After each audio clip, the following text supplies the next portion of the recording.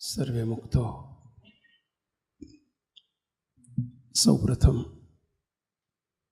તમામ અધર વૃત્તિનો ત્યાગ કરીએ, બધા વિચારો બંધ કરીએ,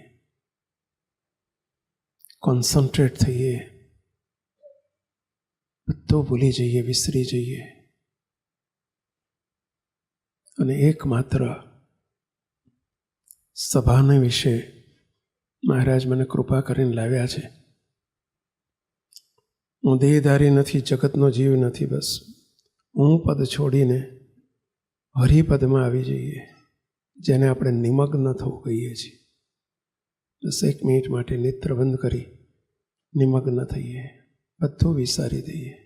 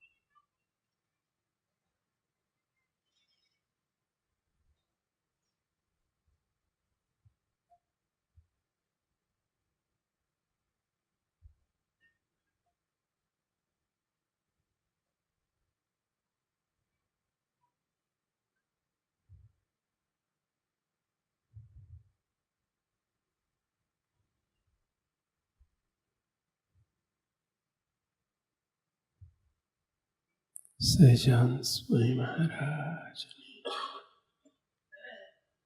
સર્વે મુક્તો.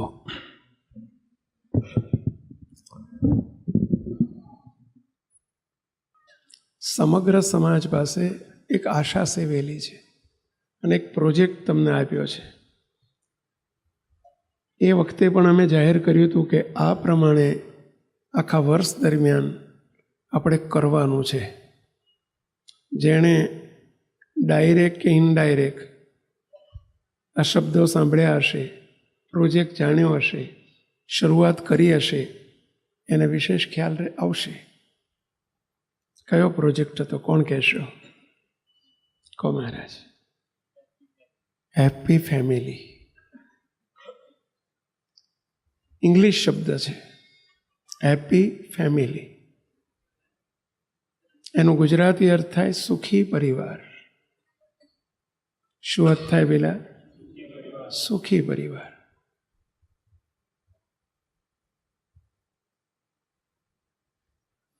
તમે કહેશો કે અમે સુખી જ છીએ.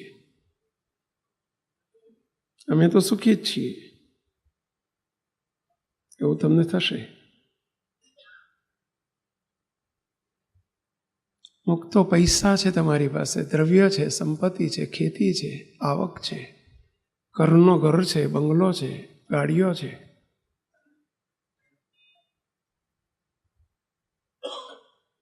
એટલે તમે માનો છો કે તમે સુખી છો. અમે પણ કહીએ છીએ કે તમે સુખી છો. તો પછી હેપી ફેમિલી, સુખી પરિવાર કરવાની ક્યાં વાત રહી? સુખી તો છો જ. પરંતુ જ્યારે તમે ઘરમાં જાઓ કે ઘરમાં હોય,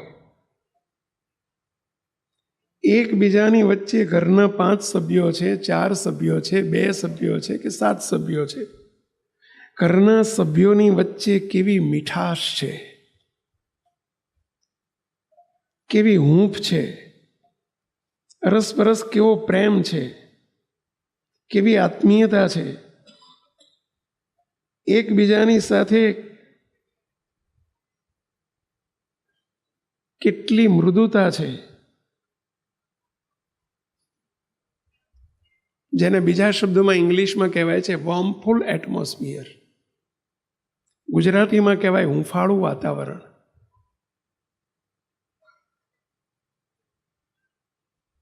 એ સુખી અને દુઃખી પરિવારનું પ્રતીક છે.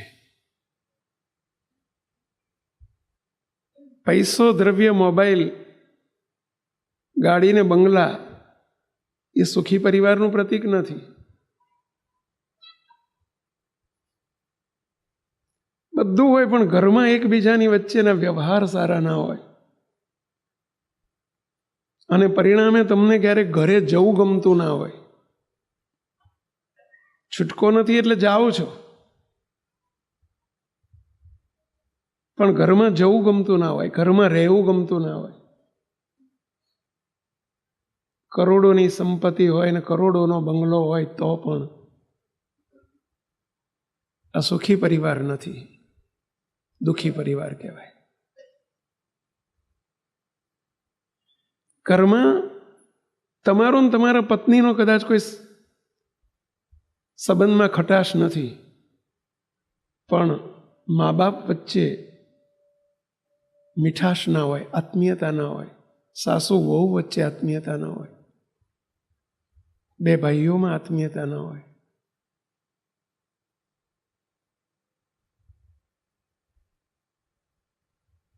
મુક્તો અંદર અંદર એકબીજાની બોલ્યું ગમતું ના હોય, એકબીજાની જોડે રહેવું ગમતું ના હોય. ઘર એક છે પણ મન જુદા જુદા હોય.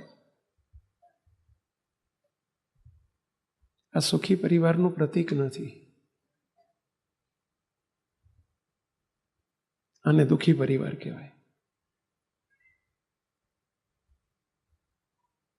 જરા તપાસજો. એકબીજાના સ્વભાવ કોઈને ગમતા નથી, એકબીજાનું બોલ્યું કોઈને ગમતું નથી, એકબીજાની સ્વીકૃતિ નથી, અંદર યુક્તિ પ્રયુક્તિઓ થાય છે.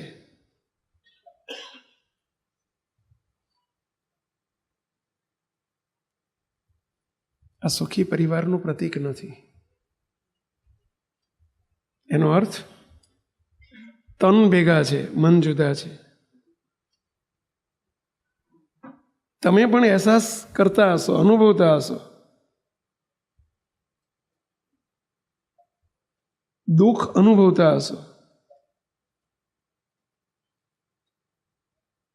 ઘણા બાળકો પણ બધા દુઃખ અનુભવે છે. કરોડોની સંપત્તિ છે, પણ એક બાળક, 10 વર્ષનો બાળક, એને કોર્ટમાં કેસ કર્યો છે. કોની ઉપર? પોતાના માતા પિતા ઉપર. બોલો, માતા પિતા બંને જુદા રહે છે અને છૂટાછેડાની પ્રોસિજર ચાલે છે.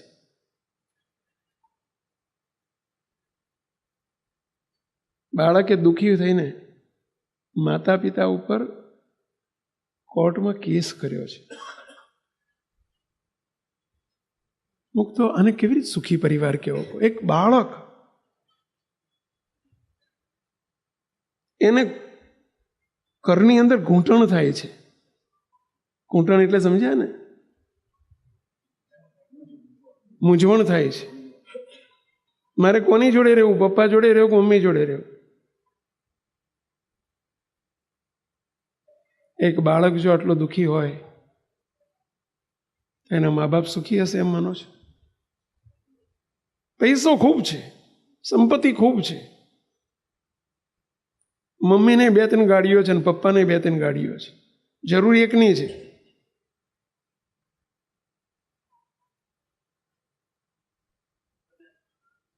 આ સંસારની વ્યથા છે, સંસારનું આ ચિત્ર છે.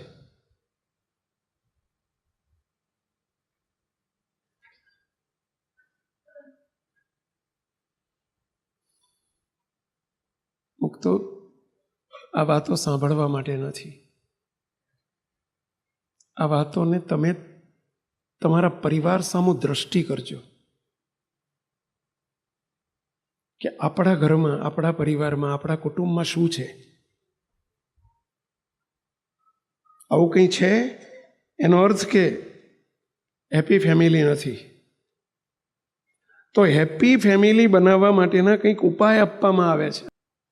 તમારા પરિવારોની અંદર આવો કોઈ પ્રકારનો કુસંપ, કંકાસ, ઉદ્વેગ, અશાંતિ ન રહેવી જોઈએ.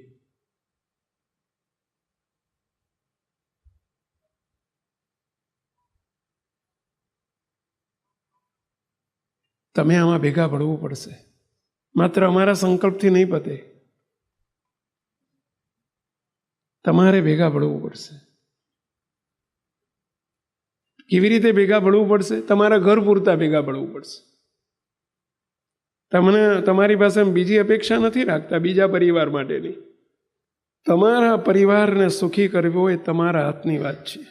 ઘણા અમારી પાસે પ્રસંગો આવે છે, ઘટનાઓ આવે છે, ફરિયાદો આવે છે, પ્રશ્નો આવે છે, અને મૂંઝવણ ભર્યા પાત્રો અમારી પાસે આવે છે કે સ્વામી મારે તો સુધરવું છે, મારે તો ચલો સુખી શાંતિને આત્મીયતા અને સંપને બધું કરવું છે, પણ સામેવાળાને ગરજ નથી, શું કરવું? સામેવાળા કોઈ સમજવા તૈયાર થતા નથી, એનું શું કરવું? તમે પણ અત્યારે બધા એવું જ વિચારશો કે હું તો તૈયાર છું, પણ ઘરવાળા જે પાત્ર બીજા સામેવાળા તૈયાર નથી, એમને સુખ નથી જોતું. ગમે એટલું ચલો હું તો બધું સહન કરી લઉં છું, પણ સામેવાળા કરવા તૈયાર નથી, શું કરવું? તમારા તરફથી આવો જ જવાબ હશે.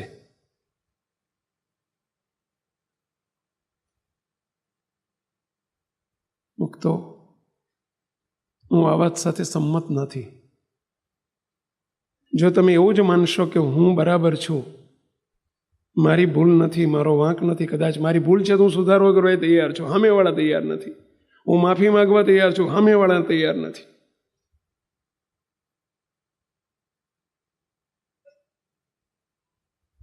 મુક્તો, તમે એક વેંત નમો,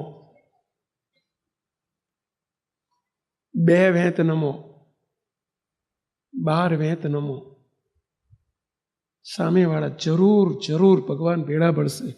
અને જરૂર મહારાજ તમે 12 વેંત નમશો ને તો 2 વેંતે નમશે. કરવું જ છે આપણે, દ્રઢ સંકલ્પ કરીને આગળ વધો. અમે કંઈક પરિવારો જોયું છે, પણ પહેલું આપણને નિજ દર્શન ડાયરી લખવાની કીધી છે કે પોતાનું નિજ દર્શન કરો, પોતાની ભૂલ ઓળખો. નિજ દર્શનનો અર્થ જ પોતાની ભૂલ ઓળખો. આપણે મોટે ભાગે અત્યાર સુધી બીજાની ભૂલો જ ઓળખીને બીજાની ભૂલો જ બતાવતા આવ્યા છીએ. એની આમ ભૂલ છે, એની આમ ભૂલ છે, એની આમ ભૂલ છે, એનો વાંક છે, એણે આમ કર્યું, એણે આમ કર્યું. મારી ભૂલ નથી, એમણે આવું કીધું એટલે હું આવું કીધું ને, એ આમ બોલ્યા એટલે મારે આવું બોલવું પડ્યું ને, શરૂઆત એમણે કરી હતી. મોટે ભાગે આપણે આપણું ઉપરાણું લેતા આવ્યા છીએ. ઉપરાણું જ કહેવાય ને, શું કહેવાય? આપણે આપણી ફેવર કરતા આવ્યા છીએ. ઇંગ્લિશમાં ફેવર શબ્દ વપરાય. આપણે આપણને નિર્દોષ ઠેરવતા આવ્યા છીએ કે મારી કોઈ ભૂલ નથી.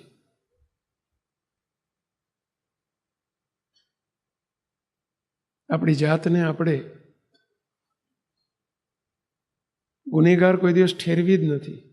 આજ આપણો અહંકાર છે.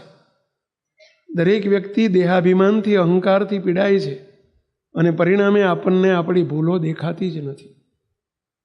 આપણી 10 ભૂલો તો દેખાય ને, સામેનાની 1 ભૂલ હોય ને તો એ દેખાય બોલો, અને એને આપણે ફોકસ કરીએ છીએ, હાઇલાઇટ્સ કરીએ છીએ. એટલે આત્મીયતા નથી.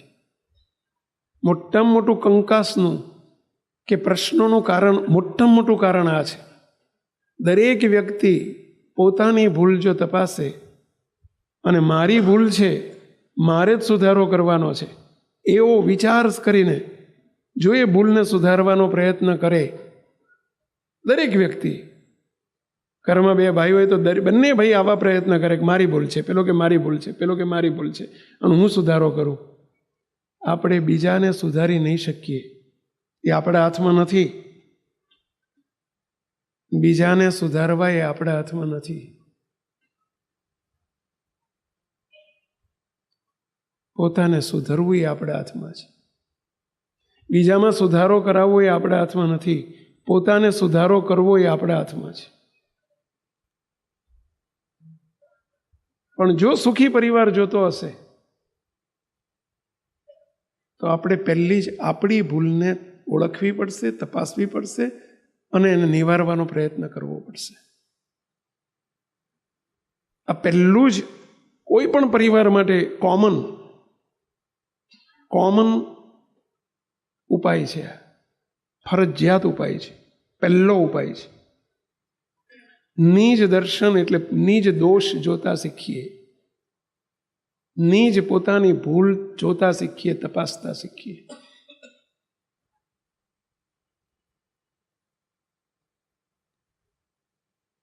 મુક્ત ફરજિયાત છે.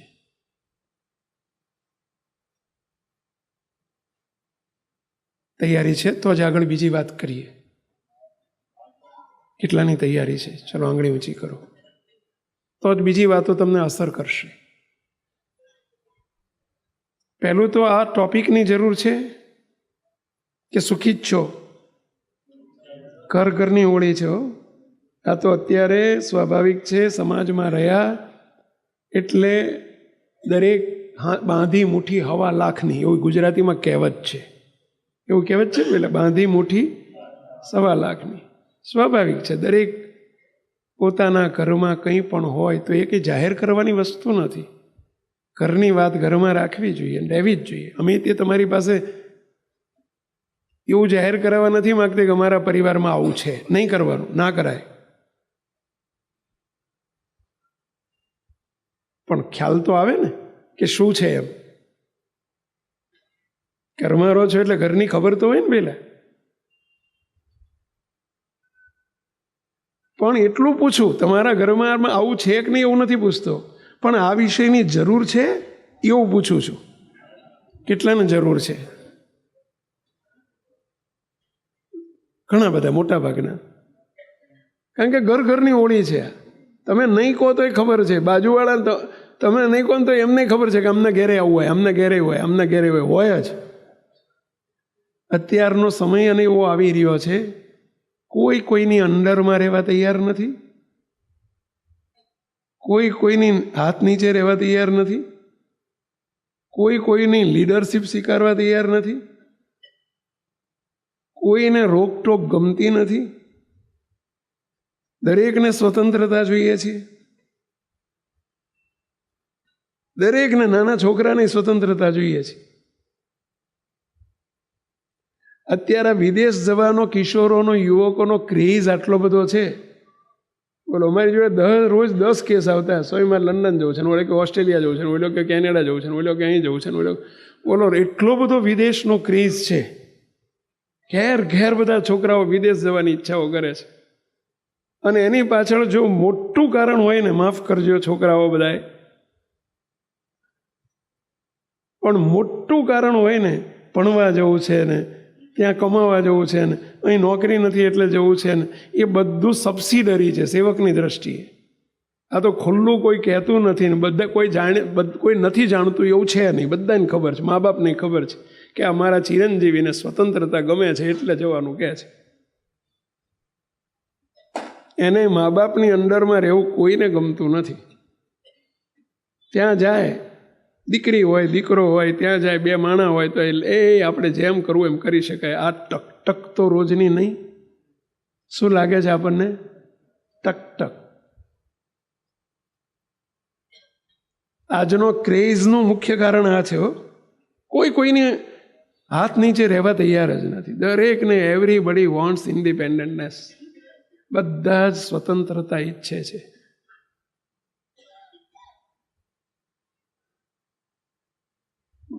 આ વાતમાં કેટલા સંમત છો તમે? આ વાતમાં કેટલા સંમત છો?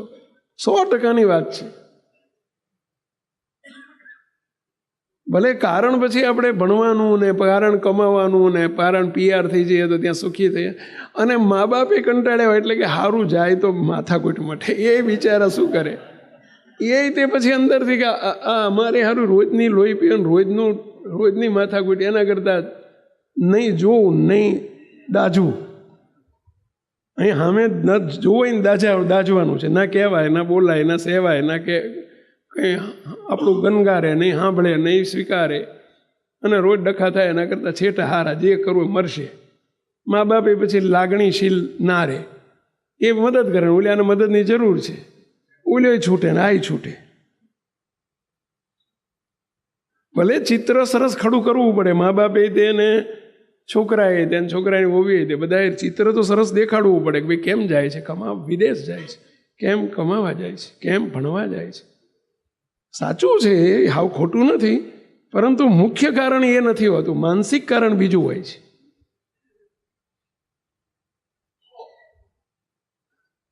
અને મા બાપ સહેલાઈથી રજા આપી દેતા હોય ને એનું કારણ આ હોય, હા બબાલ જાય, એને બબાલ લાગે, ઓલ્યાને એમ લાગે કે ટક ટક માટે.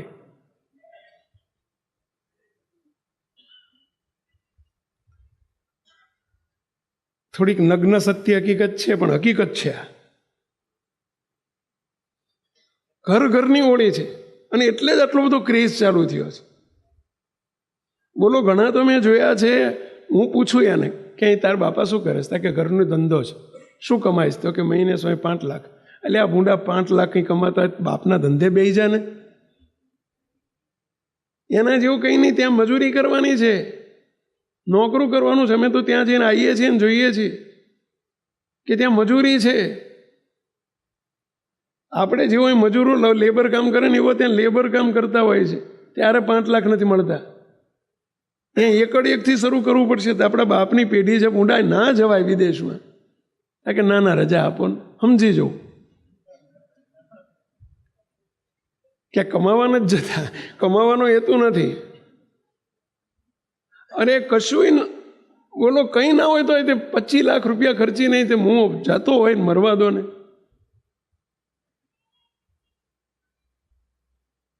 મુક તો બધે કાગડા કાળા છે, વિદેશમાં કાગડા કાળા જ છે, ત્યાં ધોળા નથી. અમે જોઈને કહીએ છીએ. પણ આજની પેઢીને, મૂળ નવી પેઢીને કોઈ નહીં તે સ્વતંત્રતા જવા દેવી નથી. કોઈને પરતંત્રતા, બધાને પરતંત્રતા લાગે છે, અને પોતાની ભૂલ ઓળખાતી નથી.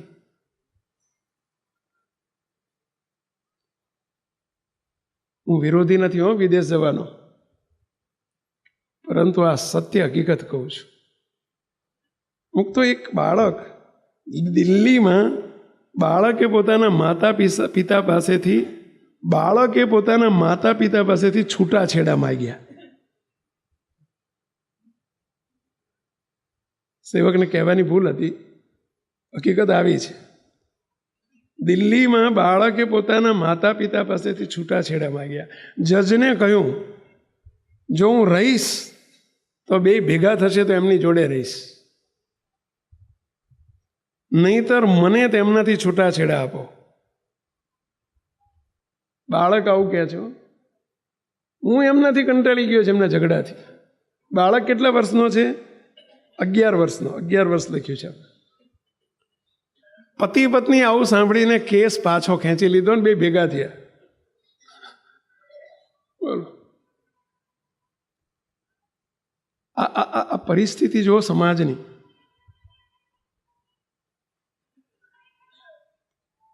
આગળ લખ્યું છે, હું નથી બધું આખું, કારણ કે આપણી જોડે સમય ઓછો છે, પણ મુક્તો એ બાળક કેટલો કંટાળ્યો હશે. એમાં લખ્યું છે, ઘરની અંદર દોમ સાહેબી છે, પૈસાની કોઈ કમી નથી. બાળકને પાણી માગે ને દૂધ મળે છે, સાયકલ માગે ને બાઇક મળે છે, ને બાઇક માગે ને ગાડી મળે છે. પણ બાળક એ દુઃખી છે, મા બાપ એ દુઃખી છે. પૈસાથી સુખ નથી. તમારી બધાની મોટા ભાગની આજના જીવનની દોટ જ પૈસા ઉપર છે, અને પૈસો વધુ એટલે જ વધુ સુખ એવું માની બેઠા છે. મોટા મકાન એટલે વધુ સુખ, મોટી ગાડીઓ એટલે વધુ સુખ નહીં, મોટા મન એટલે વધુ સુખ. મોટી ગાડી એટલે વધુ સુખ નહીં, મોટા મન કરતા શીખવું પડે. અને પહેલું જ કહ્યું એમ, મુક્તો કોમન બાબત છે. જો આપણા પરિવારને હેપી ફેમિલી, સુખી પરિવાર જોવો હોય તો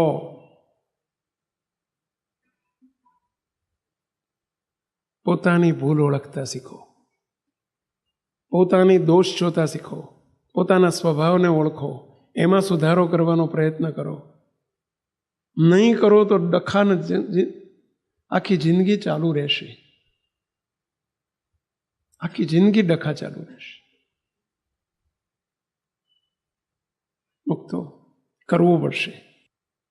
આપણા એસએમવીએસ પરિવારમાં હેતુ એક જ છે કે એસએમવીએસ પરિવારમાં, કોઈના પરિવારમાં ક્યાંય ડખા ઝઘડા ના જોઈએ. પહેલા મારી જોડે એક ભાઈ આવ્યા હતા, એમને એમના બેન જોડે, બેન બનેવી સાથે અણબનાવ હતો. બેનના ઘેર ભાણીના લગ્ન આવ્યા. આ મામા થાય, મામાએ ના પાડી દીધી કે હું નહીં આવું, અમે નહીં આવીએ. ઘરમાં મમ્મી એમ કહે છે કે બેટા તારી બેન છે, ભાણી છે, બધું ભૂલીને અત્યારે આપણે મામેરું લઈને જવું પડે. એને લીધે મા દીકરા વચ્ચે ઝઘડા થઈ ગયા. કેટલો બધો આત્મીયતામાં ભયંકર તિરાડ ઊભી થઈ. સંતોને ખબર પડી. સંતોએ 3 હરિભક્તોને મોકલ્યા મદદરૂપ થવા માટે. મને પૂછ્યું કે સ્વામી શું કરવું જોઈએ? કીધું તમે હરિભક્ત ઘરનો છે, એને જઈને સમજાવો કે સ્વામીની આજ્ઞા છે કે આગળ પાછળની ગાંઠો છોડી નાખો, જવાનું છે, બધું ભૂલી જાઓ, આપણામાં બીજામાં ફેરશું, જે નથી સમજતા એનામાં આપણામાં ફેરશું. આવા સમયે સત્સંગનું ખરાબ દેખાય. એના લીધે જો આ સત્સંગી મોટા ના બળ્યા, પોતાની ભાણીના લગ્નમાં ના આવ્યા, એ ભાણીનો શું વાંક? વાંક બનેવીનો એકલાનો છે, બેનનોય નથી. તો અત્યારે આ બધું ના સંભાળવાનું હોય. 3 હરિભક્તોએ જઈને 3 કલાક બેઠક કરી, સમજાયા, તૈયાર થયા, રાજી કરવાની ભાવનાથી કે મારે તો સ્વામીને રાજી કરવા છે. મને આ સમાચાર મળ્યા, મેં પરમ દિવસે બોલો સ્પેશિયલ બોલાવીને હું બાથમાં ઘાલીને ખૂબ ભેટી પડ્યો, ખૂબ રાજી થયો એ ભાઈ ઉપર. એમને કહ્યું હતું કે તમે પ્રસંગ પતાવીને આવજો, મને મળવા આવજો, હું ખૂબ રાજીપો આપીશ તમારી પર.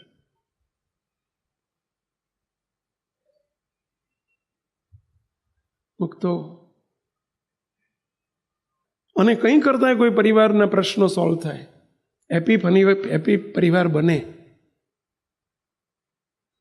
અમને સંતોને શું સ્વાર્થ છે કહો જોઈએ? એક જ સ્વાર્થ છે, તમે બધા અમારા છો.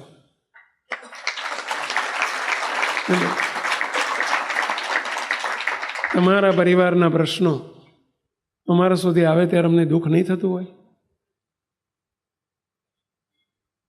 ના ચાલે. ઘણા પરિવારોમાં આવા નાના મોટા પ્રશ્નો હોય છે. સમય આવે ને ત્યારે આપણે એકબીજાના નાક દબાઈએ. પછી નાક દબાઈએ એટલે સમજ્યા ને, પેલા આવરી દઠીને ઊભા રહીએ, પછી કગરવાનું, ખોળા પાઘડી કરવાનું, બધું ચાલે. ખોળા પાઘડી એટલે સમજ્યા ને પેલા, પછી એવું માફી માગે, મનામણા થાય, રિહામણા થાય. અને આવા ખરા સમયે જ આપણે યુક્તિપૂર્વક નાક દબાઈ દઈએ. તો આપણને આ બધું ન શોભે. કોણ છીએ આપણે? કોના છીએ આપણે? જતું કરતા શીખો. મુક્તો 3 બાબત આપણે સંપ અને આત્મીયતા માટેની 3 બાબતો કહી હતી. 3 ઉપાય છે. નિજ દર્શન, પોતાના દોષ જોઈને, પોતાની ભૂલ જોઈને પોતાની ભૂલ સુધારવાનો પ્રયત્નમાં રહેવું એ તો ફરજિયાત છે. પણ 3 બીજી બાબતો, 3 ચાવી છે. અપનાવજો, અજમાવજો. 1 ચાવી છે. મુક્તો 3 ચાવી છે. પહેલી ચાવી એક્સેપ્ટન્સ, સ્વીકૃતિ કરતા શીખો. એકબીજાને સ્વીકારી લો, અંદરથી એકબીજાની સ્વીકૃતિ કરો. સ્વીકૃતિ એટલે સમજ્યા? જે છે 2 વિચારથી સ્વીકૃતિ થાય. 1 સમજણથી, જે ભગવાને આપ્યું છે એ મારા માટે સોનાનું છે, મારે આ સ્વીકારીને જ જીવવાનું છે.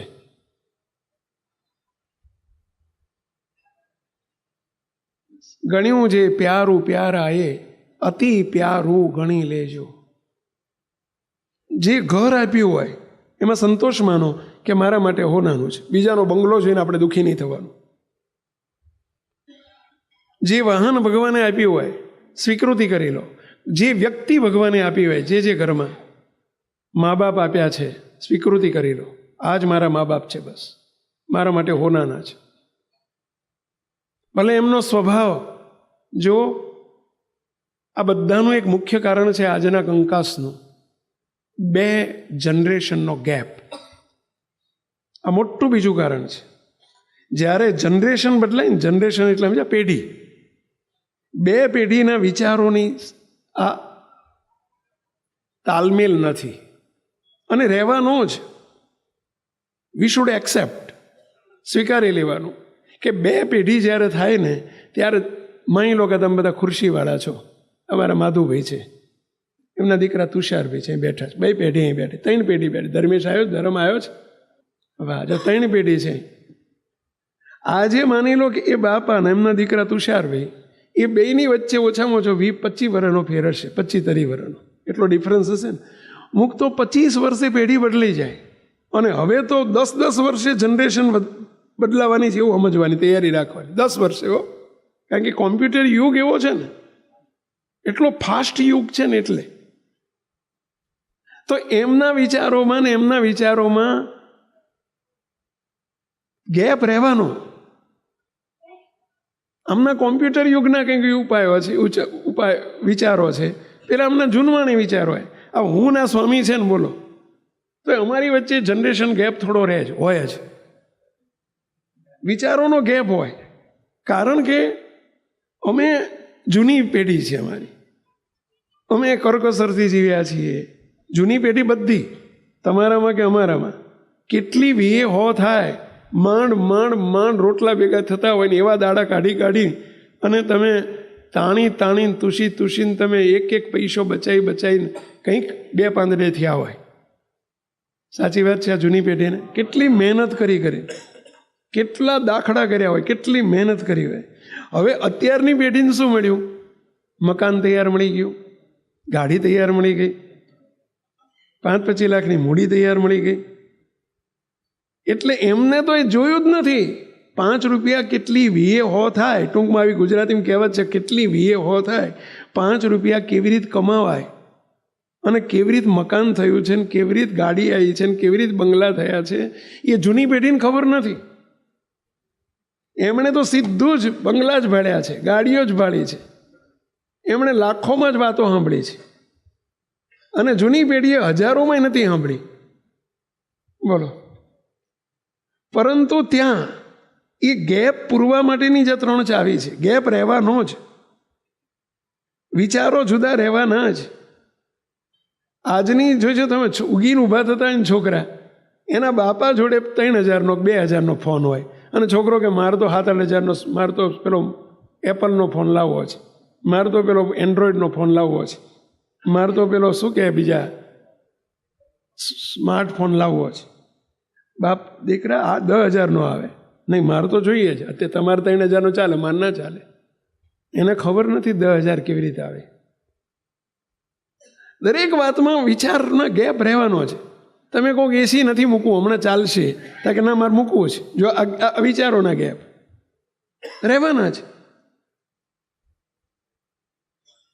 ભલે તમે બહાર બોલો નહીં, એટલી તમારી ખાનદાની છે, બોલાય નહીં. ઘરમાં શું થાય છે એની કે બહાર વાત ના કરાય, પણ અંદર તમે સમજો છો અને સમજવું જ. અને હકીકત છે કે 2 જનરેશન સાસુ વહુ હોય તો એ કેમ ગેપ પડે છે પેલા, એ જનરેશન ગેપ છે. બાપ દીકરા વચ્ચે જનરેશન ગેપ છે, એટલે વિચારોનો ગેપ રહેવાનો. પણ એ ગેપ પૂરવા માટેના 3 ઉપાય છે.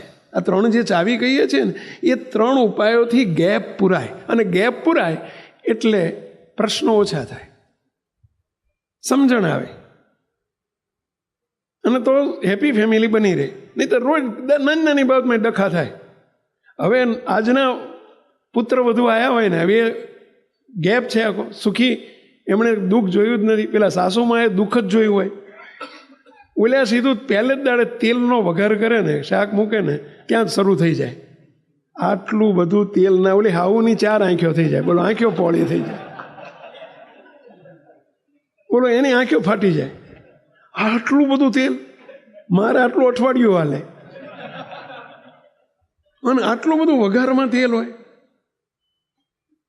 હવે 2-4 દાડા કે 9 દાડા, 9 દાડા કહે છે ને, એટલે 8-10 દાડા તો ખમી ખાય, પણ પછી એ જોઈ ના શકે એટલે તરત 9મે દાડે વાઘ થઈને કહે છે, બેટા તમારા ઘેરથી તેલનો ડબ્બો નથી આવ્યો.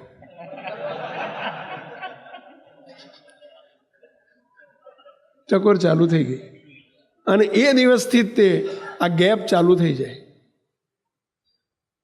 સાચી વાત છે, સંપૂર્ણ સાચી નહીં હોય, પરંતુ દરેક વાતમાં તમે જુઓ, પેલા સાસુમાએ પાણીમાંય કરકસર કરી હોય, પાણી વાપરવામાં કરકસર કરી હોય, અમને ભડભડાઈને મૂકી દીધું હોય, ડોલ ઉપરથી હાલ્યું જતું હોય તો કંઈ ના હોય, આજની પેઢીને કંઈ ના હોય. બોલો, તેલ ઢોળાય તો એને કંઈ નહીં, ઘી ઢોળાય તો એ કંઈ નહીં. ઓલી એ કિલોમાં 3 દાડા 10 દાડા ચલી ગયા હોય, અને અમને અઠવાડિયામાં 3 દાડે કિલો જોઈએ. બોલો, ડબ્બા વગેરે વાત થતી ના હોય. હવે ઓલ્યાથી જોયું ના જાય, આમનાથી સાંભળ્યું ના જાય, એટલે 9મે દાડે ચાલુ થઈ ગયો. એ મારી હાવ. પછી અહીંયાથી ડાયરેક્ટ ફોન લાગે માતુશ્રીને, અને પછી એ માતુશ્રી ત્યાંથી દિવાસળી હળગાવે, પેલી દિવેટ ચાલુ કરે હળગાવવાનું. દિવેટ હળગાવે, દિવેટ એટલે સમજ્યા ને પેલા. અને દિવેટ લાંબી હોય એટલે 2 દાડે 5 દાડે 10 દાડે હળગતી હળગતી ભડાકો થાય. પછી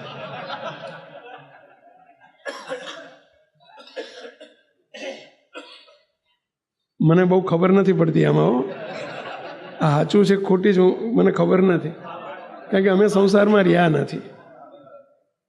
પણ નરી હકીકત છે મુક્ત. આ તમારી જોડેથી જ આ બધું સાંભળેલું છે. હવે આ ગેપ છે, બે પેઢી વચ્ચેનો ગેપ છે, વિચારોનો ગેપ છે.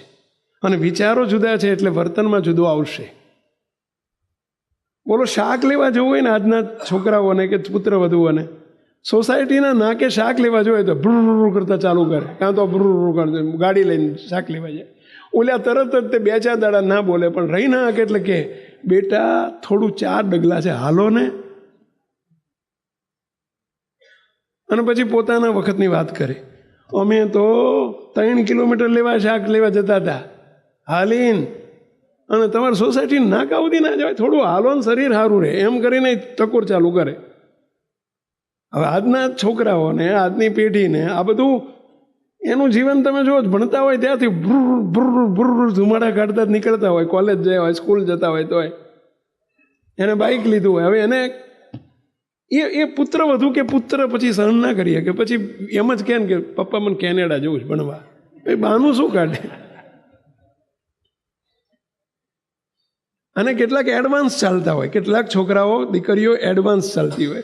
ઘરમાં મોટા બેન અને મોટા બેના ઘરના વચ્ચે મમ્મી વચ્ચે જોયું હોય એટલે કાલે મારો આવો જ વારો આવવાનો છે, એના કરતાં હું છટકી જઉં ત્યાં સુધી, એ પહેલાં ઉડી જવું જેથી માથાકૂટ ના થાય. મુક્તો જનરેશન ગેપ છે, બીજું કશું નથી. એકેય ખોટા નથી. પુત્ર કે પુત્ર વધુ એમની રીતે ખોટા નથી, કારણ કે એમણે આ નવી જનરેશન, એમને પૈસો જ જોયો છે, એમને બધું તૈયાર ભોજન જોયું છે, એટલે એમની રીતે સાચા છે. એ ખોટા છે એવું ના વિચારશો. ખુરશીવાળા બધાને કહું છું, હું મારી જાતને કહું છું. અને તમે સાચા છો, તમે તમારી રીતે સાચા છો, એ એમની રીતે સાચા છે. તમારા જમાના પ્રમાણે તમે સાચા છો, એમના જમાના પ્રમાણે એ સાચા છે. તો શું, પણ આનું સોલ્યુશન શું? એક્સેપ્ટન્સ. આ 3 ચાવી બરાબર સાંભળજો, એનો અમલ કરજો. નોટ પેન લાવ્યો તો નોંધજો, નહીં તો અહીં તો નોંધજો જ. જો દુઃખ આમાંથી બહાર નીકળવું હોય, વિચારોના ગેપ એક નથી થવાના. આજે માની લો તમારા દીકરા છે ને, આ માની લો આ તુષારભાઈ, એમનો ધર્મ અત્યારે 10 વર્ષનો છે. કેટલા વર્ષનો છે? 9 વર્ષનો. એ મોટો થશે ને ત્યારે તમારે 2 આવું જ થવાનું. બોલો તો કે સ્વામી આવા આશીર્વાદ શું કરવા આપો છો? આશીર્વાદ નથી આપતો, આ તો જનરેશન ગેપ પડી ગઈ ને પહેલા. એ એક તમારા ઘરની વાત નથી, આ તો એક દ્રષ્ટાંત આપું. બાકી બધાના ઘરમાં આવું બને. ગેપ રહેવાની જ, વિચારો જુદા પડવાના જ, માનસિક તૈયારી રાખવાની જ. એને સોલ્યુશન શું એનું? વિચારો એક નથી થવાના, કારણ કે આખી 25 વર્ષનો વચ્ચે 15, 20, 25 વર્ષનો ગાળો છે. 15, 20 વર્ષમાં આખી દુનિયા બદલાઈ જાય છે. એક ભાઈ આવેલા 12 વર્ષે અમદાવાદ આવ્યા, હમણાં અમેરિકા હતા, 12 વર્ષે અમદાવાદ આવવા પામ્યા. મને કે સ્વામી હું તો ભૂલો પડી ગયો, મારું ઘરે મને મળતું સ્વામી મારું અમદાવાદ આખું બદલાઈ ગયું, મારી સોસાયટી બદલાઈ ગઈ, મારું ઘરે બદલાઈ ગયું સ્વામી, હું તો ભૂલો પડી ગયો કે મારા વિસ્તારમાં જ આ 10 વર્ષ 12 વર્ષમાં તો સ્વામી ઉલતાની સુલતાની થઈ ગઈ. સ્વામી કેવા મોટા મોટા બ્રિજ, અને મારું બેટું કે અમદાવાદ આખું, હું તો મેં કીધું અમદાવાદ નથી બદલ્યું, આખી દુનિયા બદલાઈ ગઈ 10-12 વર્ષમાં તો. હા, એમ તમારા વિચારો પણ બદલાવાના, રીત બદલાવાની, માનસિક તૈયારી રાખવાની જ. પણ આનું સોલ્યુશન શું? એક વિચારો બને તે ના નહીં બને, એક રીતભાત થાય એ નહીં થાય. માનસિક તૈયારી રાખવાની બંને પક્ષે. તો સોલ્યુશન શું? પહેલો ઉપાય એક્સેપ્ટન્સ, સ્વીકૃતિ કરી લેવાની. આ જ મારો દીકરો છે, આ જ મારી પુત્રવધુ છે, એ જ મારી દીકરી છે, અને જે છે તે જ છે. આ જ મારા માટે હોનાના, બાકી બધા પિત્તળના. દીકરા પુત્રવધુ એ પણ આ જ મારા પપ્પા ને આ જ મારી મમ્મી છે. બીજાના હારા ને મારા પપ્પા ખરાબ ને મારી મમ્મી ખરાબ નહીં, આ જ સારા છે ને આ જ મારા સોનાના છે. મારે એમની જોડે જ આખી જિંદગી રહેવાનું છે. મારી પાસે નો ઓપ્શન, કોઈ વિકલ્પ નથી. ભગવાને આપ્યા છે એને સ્વીકારવાના છે. અને પરાણે સ્વીકારવા એના કરતાં પ્રેમથી સ્વીકારવા શું ખોટા? સહર્ષ સ્વીકારી લેવા શું ખોટા? છૂટાછેડા એ કંઈ સોલ્યુશન નથી. ભાગી જવું અહીંથી વિદેશમાં એ કંઈ સોલ્યુશન નથી. એ તો કાયરતાની નિશાની છે, એ સોલ્યુશન નથી. આજે છૂટાછેડાના પ્રમાણ દિવસે દિવસે સંસારમાં સમાજમાં વધતા જાય છે. એનું કારણ શું છે? પહેલાં આ જ છૂટાછેડા, કંઈક નાની નાની બાબતમાં છૂટાછેડા. પહેલાના જમાનામાં છૂટાછેડા શબ્દ કેટલો કાઠો હતો, બોલો, ક્યાંય સાંભળવા ના મળે. અને અત્યારે તો ઘરે ઘરે છૂટાછેડા, ઘેર ઘેર છૂટાછેડા. અરે છૂટાછેડા એ સોલ્યુશન છે? આ સોલ્યુશન આપીએ છીએ અમે. પહેલું સોલ્યુશન કયું પેલા? સ્વીકૃતિ, એક્સેપ્ટન્સ.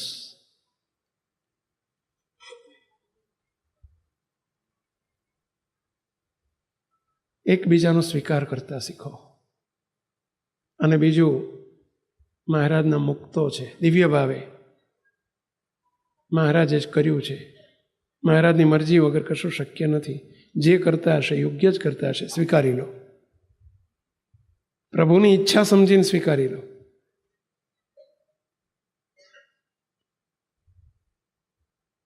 પરંતુ એના બીજા ઓપ્શન ના શોધો પહેલા.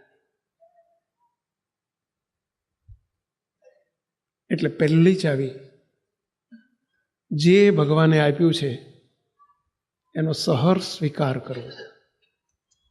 પત્નીને જે પતિ આપ્યો છે સહર્ષ સ્વીકારી લો. પતિને જે પત્ની આપ્યા છે સહર્ષ સ્વીકારી લો. ભગવાને જ આપ્યા છે. પેલું જગતની ભાષામાં કહેવાય છે કે ભાઈ વિધાતાના લેખ પ્રમાણે જ બધું થતું હોય છે, એવું જગતમાં કહેવાય છે ને. પેલા આવું મને ક્યાં મળ્યું, આવું મને ક્યાં મળ્યું. અરે ભાઈ, તમારા આપણી ભાષામાં ભગવાનની ઈચ્છાથી જ મળ્યું છે, તો સહર્ષ સ્વીકારી લો. એકબીજાને ઓળખ થાય ત્યાં તો કે પણ આવું કજોડું કેવી રીતે પાલવવું આખી જિંદગી? આપણે કેવા હતા? ભગવાન નથી પાલવતા આપણને? આપણે કેવા હતા? એમણે આપણને નથી સ્વીકાર્યા? જેવા છીએ એવા સ્વીકાર્યા છે કે નહીં? અને હજુય સુધર્યા છીએ તોય સ્વીકારી રાખ્યા છે કે નહીં? આપણી ભૂલો કંઈ નથી થતી. પહેલાં આપણને છૂટાછેડા આપી દીધા, આપણને કાઢી મૂક્યા. કેટલી હજુ ક્ષણે ક્ષણે આપણે ભૂલો કરતા હોઈએ છીએ. તો ભગવાન આપણને કેટલા, ક્યાં એ ને ક્યાં આપણે, ક્યાં એ વિરાટ સ્વરૂપ ને ક્યાં આપણે વામન સ્વરૂપ. છતાંય એમણે કેવો સ્વીકાર કર્યો છે.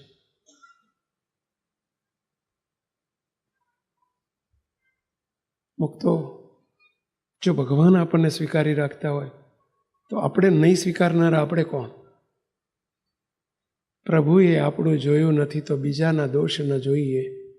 ભગવાને આપણા કોઈ દોષ સ્વભાવ જોયા નથી.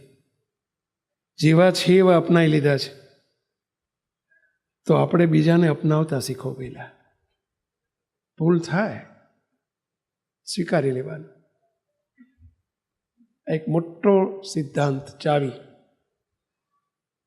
તિરસ્કાર, નફરત કાઢી મૂકવા, જતા રહેવું, છૂટાછેડા આપવા, આ સોલ્યુશન નથી.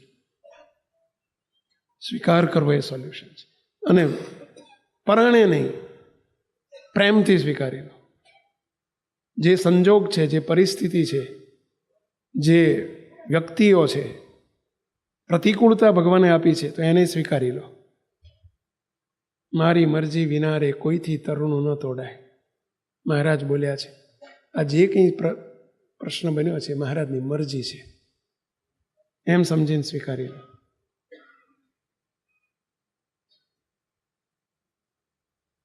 સ્વીકારશો?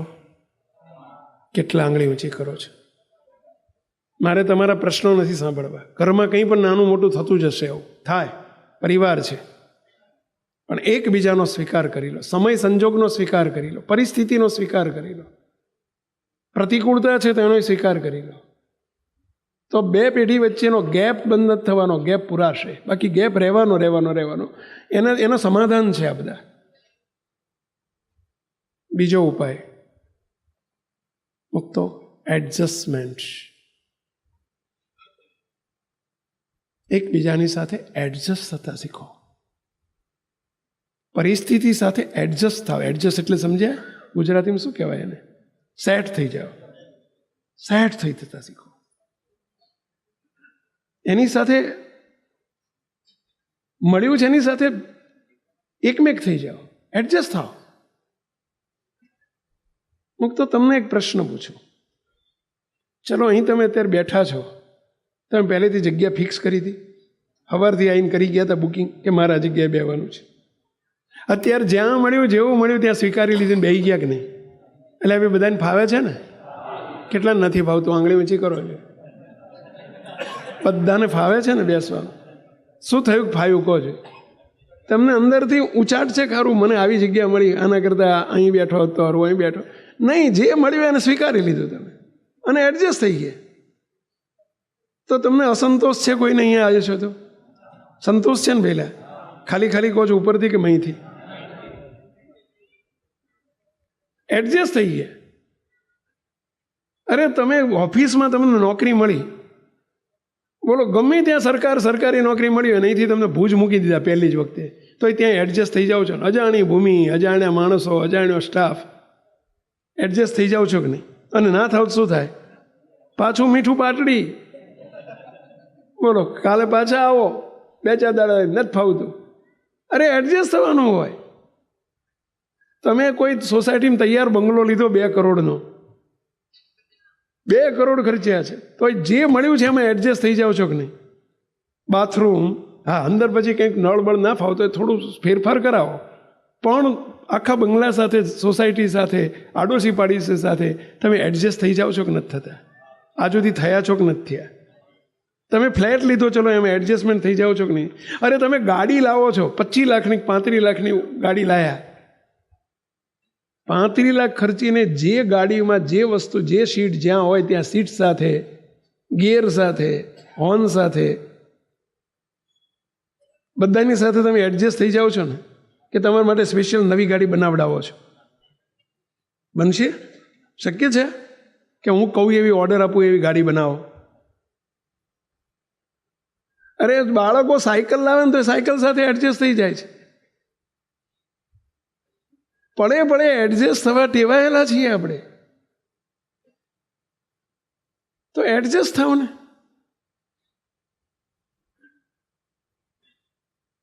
ભાઈ, શા માટે આપણે અતરા રહીએ છીએ? જે મળ્યું છે, જે મા બાપ છે, જે સગા છે, જે કુટુંબ છે, જે પરિવાર છે, જે સંજોગ છે, જે પરિસ્થિતિ છે, એની સાથે એડજસ્ટ થઈ જવાનું હોય. મુક્તો જ્યાં હમણાં તમે જમવા જશો, બોલો, તમને એક વસ્તુ નથી ભાવતી, શું કરશો તમે? અરે બીજી 4 આઈટમ છે, બીજી થોડીક વધુ જમશું, એમ ઓછી જમશું, પણ એડજસ્ટ કરો છો કે નહીં પહેલાં? નહીં તો શું થાય? ભૂખ્યા રહો. હવે ઘરના બધા અહીંયા આવ્યા હોય ને ભૂખ્યા રહો, ઘેર જઈને કોણ બાપો તમને રસોઈ બનાવીને આપશે? બધાએ તમે 5 સભ્યો 4 સભ્યો 4 એડજસ્ટ થવું પડે છે કે નહીં પહેલાં? અને એડજસ્ટ થવા ટેવાયેલા છો, બધે થાવ છો, તો ઘરમાં થાવ ને,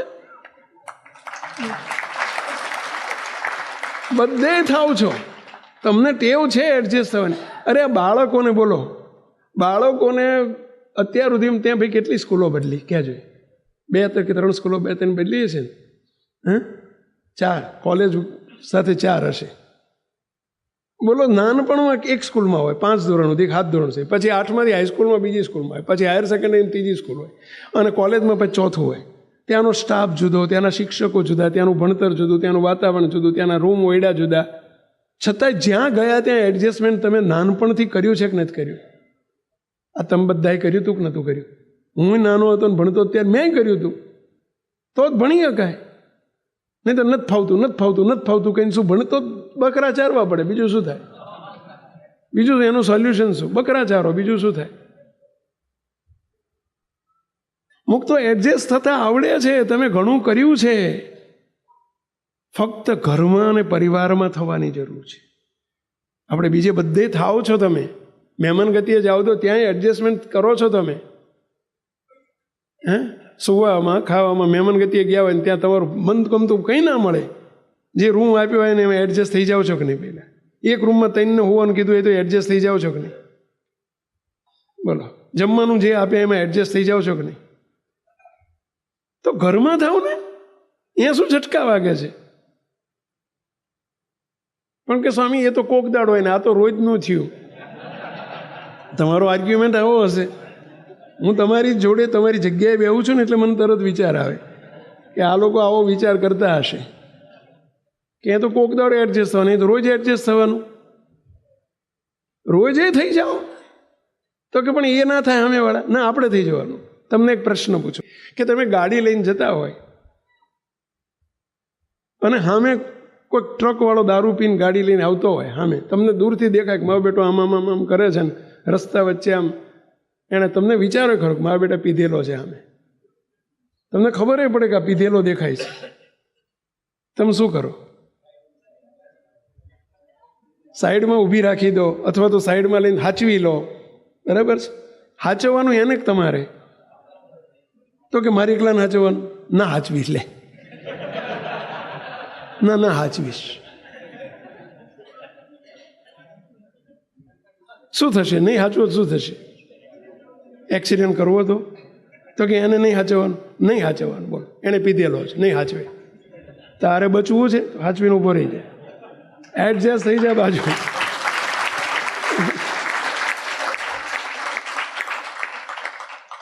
એની ઉપર આશા રાખશો તો નહીં મેળ પડે. કોકે તો એડજસ્ટ થવું પડશે. તો કે એકલાને થવાનું, પણ આવી જગ્યાએ થાવ છો કે નહીં પહેલાં? તો આપણે બધા ઘરમાં પરિવારમાં એકબીજાની સાથે સુખ દુઃખમાં આવેલી પરિસ્થિતિમાં, મળેલા સંજોગમાં, વ્યક્તિ સાથે, સંજોગ સાથે, પરિસ્થિતિ સાથે એડજસ્ટ થતા શીખો. થઈ જવાનું હોય એ જ સોલ્યુશન છે. આપણો કક્કો ઘૂંટ્યા કરી એ સોલ્યુશન નથી. પેલા કરશો, તમે કહેશો કે ના એ ઘરવાળા કરે, હું નહીં કરું, તો મરો. બીજું શું કહેવું તારે? તો ડખા ચાલુ રાખો. ઘરવાળા નહીં કરે, તમે સામે બેઠા છો ને કહું છું, બોલો, ઘરવાળા નહીં કરે, બીજા નહીં કરે, તમારે 7 વખત પટપટે છે એડજસ્ટ કરવાની. તમારે સંપ જોતો છે, આત્મીયતા જોતી છે, ઘરમાં સુખ શાંતિ જોતા છે, કરવું પડશે. બાપા કહીને કરવું પડશે. બાળકોથી માંડીને ઘરડા સુધી બધાય કરવું પડે. વૃદ્ધ મા બાપ હોય એમણે તે એડજસ્ટ થવું પડે આજની પેઢી સાથે. બહાર જઈને તમે વાતો કરો, મારી વહુ આવીને મારો છોકરો આવો, ના કરાય. એડજસ્ટમેન્ટ કરવાનું હોય. જે સંજોગને પરિસ્થિતિ આવ્યા છે એની સાથે એડજસ્ટમેન્ટ જ થાય. ઘરની વાત બહાર ના લઈ જવાય. એ મા બાપની પણ અણસમજણ છે અને દીકરા પુત્ર વધુની પણ અણસમજણ કહેવાય. ઘરની વાત ઘરમાં જ રખાય.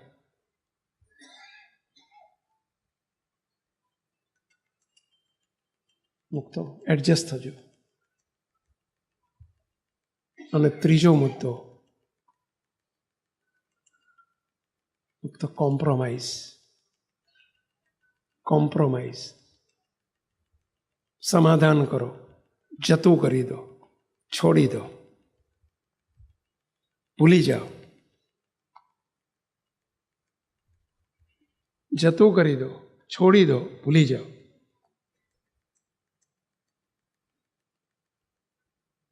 એ જ સોલ્યુશન છે.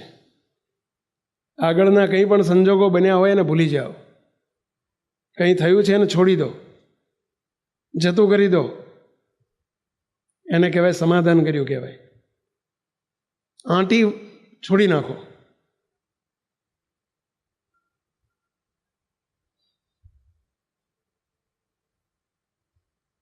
આ સોલ્યુશન છે. આગળ પાછળના ઘણા એવું બન્યું હોય ને એને આપણે યાદ રાખીને ગાયા કરીએ. 5 વર્ષ પહેલાં તમે આમ કીધું હતું ને તમે આમ કર્યું હતું, એને અંબારીને દુઃખી થયા કરીએ, નેગેટિવ થયા કરીએ. મુક્ત આ સોલ્યુશન નથી. ભૂલી જવાનું હોય. Forget everything. બની ગયું. ખા ગયા તો ખા ગયા ને હો ગયા સો હો ગયા. તમે શું ગઈકાલ શું જમ્યા તે યાદ રાખ્યું છે આજે? અને યાદ રાખવાનું હોય. એમ જેમ જમવાનું યાદ નથી રાખતા એમ બની ગયું તો એને યાદ રાખવાનું ના હોય. ઘર છે, પરિવાર છે, આપણા પરિવારના સભ્યો છે. અંબારીને દુઃખી થવાનું હોય, દુઃખી કરવાના હોય કોઈને.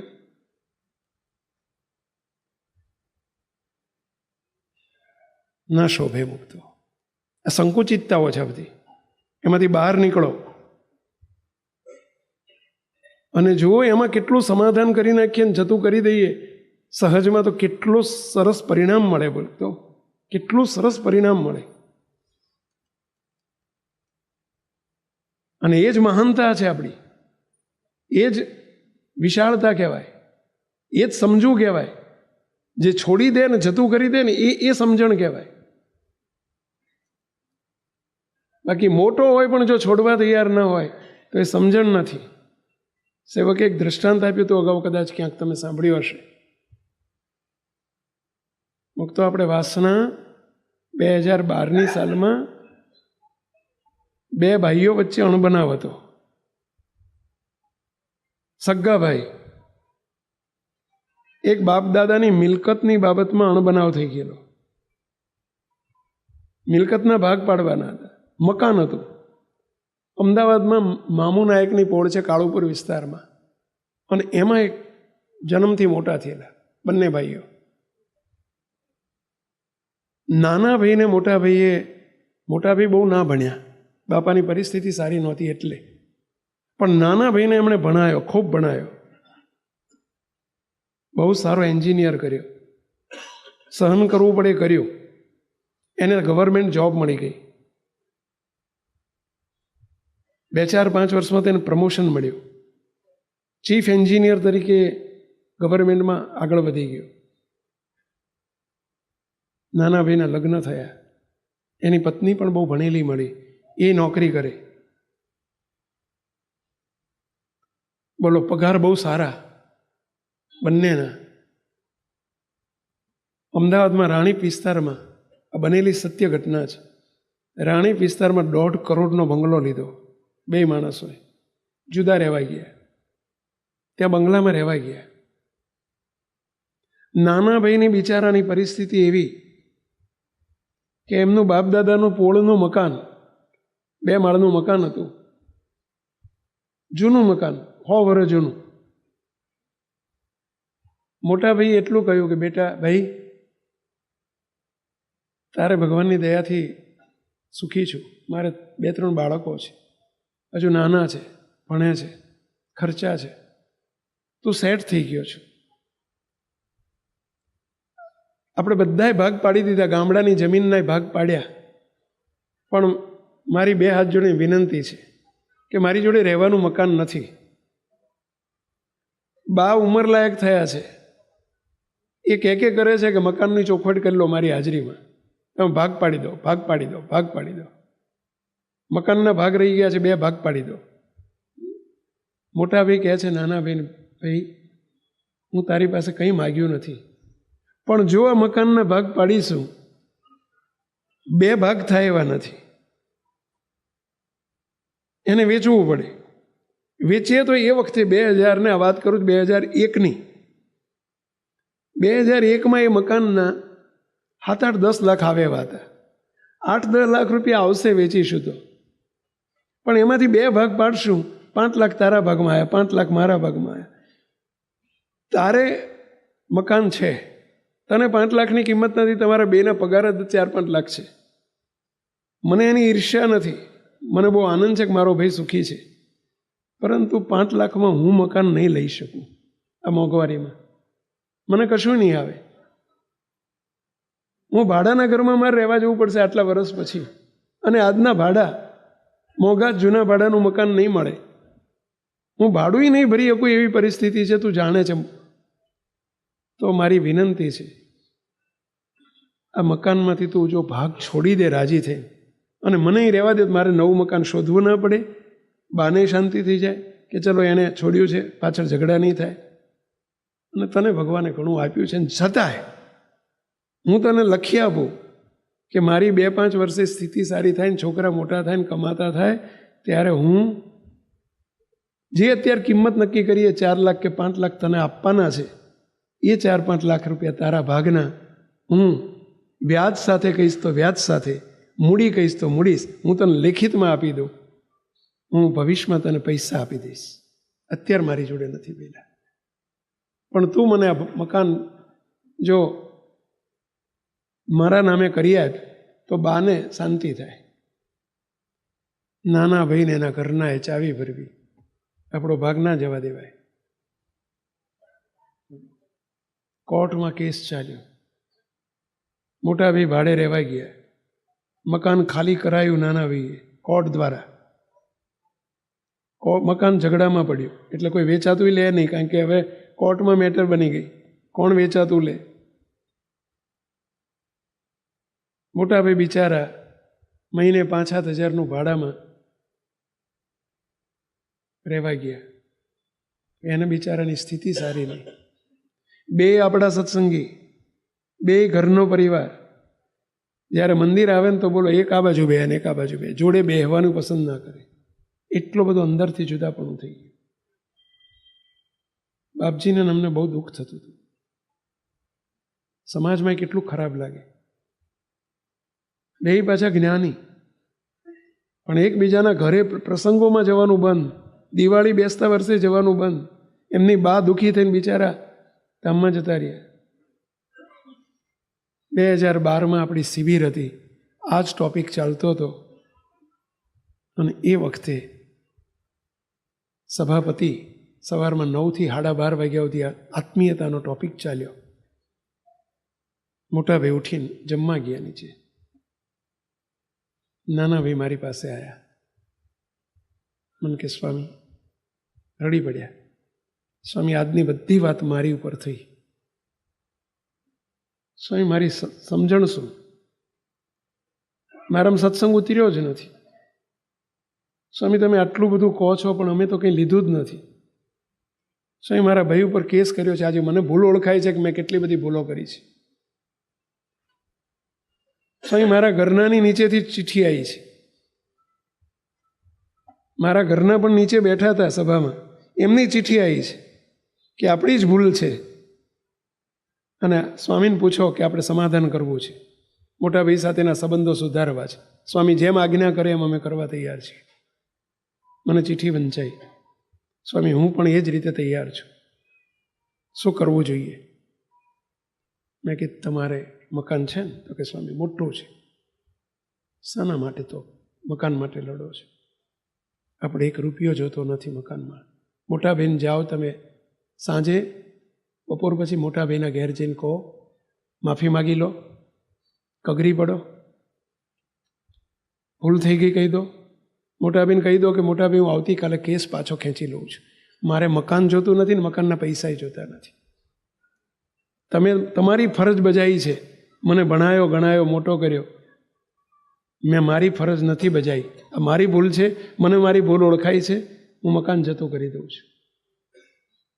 હું બહુ રાજી થઈશ કે બાપજી બહુ રાજી થશે. તમે જઈને ઘેર જઈને જાઓ, માફી માગી આવો બંને માણસો, અને ભેગા બેસીને સાંજે જમો. કહી દો સામેથી હું તમારે ઘેર જમવા આવ્યો છું, અને આવતીકાલે કોર્ટમાંથી કેસ પાછો ખેંચી લો. મુક તો આજ્ઞાથી ગયા, માફી માગી, મોટા ભાઈને બે બાથમાં ઘાલીને ભેટી પડ્યા વર્ષો પછી, 20 વર્ષે 20 વર્ષ.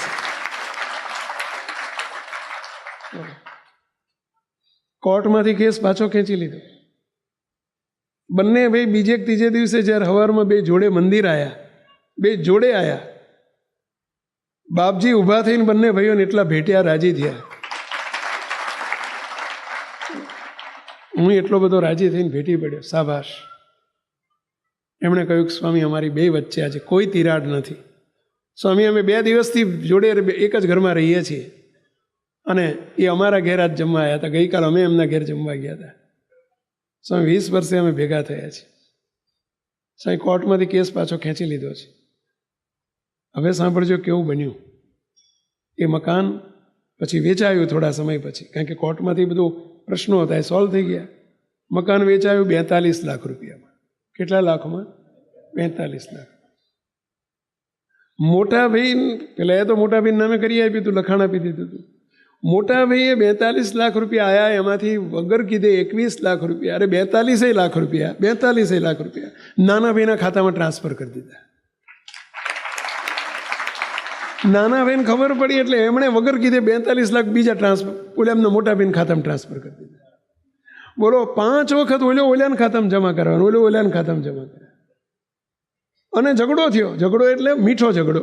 બે ભાઈ આયા, સ્વામી નાના ભાઈને જવા, એ નાનો છે સ્વામી, મારે આપી દેવા જોઈએ, મારે અત્યારે ભગવાનની દયા છે. નાના ભાઈ કે ના સ્વામી, મેં ફરજ ચૂક્યો છું, મારી મોટા ભાઈને જ મકાન એમનું છે ને એમને જ આપવું જોઈએ. બોલો, સ્વામી સમાધાન કરો. કહું શું કરવું અમારે? હવે શાનું સમાધાન હતું? પૈસા લેવા માટેનું નહીં, પૈસા નહીં લેવા માટેનું સમાધાન હતું. ઓલો કે મારે ના જોઈએ, અને ઓલો કે મારે ના જોઈએ.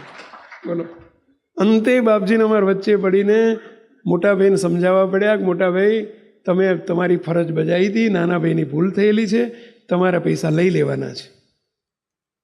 બોલો, મોટા ભાઈએ આંસુ સાથે રડતા રડતા બાથમાં ગાલીને નાના ભાઈને ભેટીને અમારી આજ્ઞા પાડી.